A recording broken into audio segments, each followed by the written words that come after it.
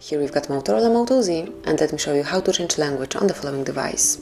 So at first let's open list of all apps, then find and select the settings, click on System, which is the very last option here, and then click Languages and Input.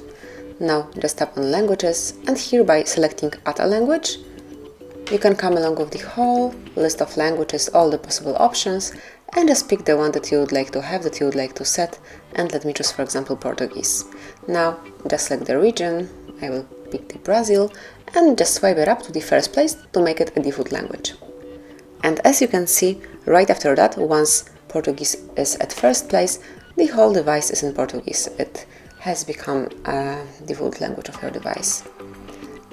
And that's it. Then if you'd like to go back to English, or maybe you want to change the language again, pick the settings one more time, go to System, select Languages and Input, go to the Languages, and now you can remove Portuguese from the list by tapping on Remove, mark it, and then tapping on Bin. And as you can see, now we are back in English, but obviously if you would like to pick some other language smoothly, click on Add a Language and then just follow the steps presented before.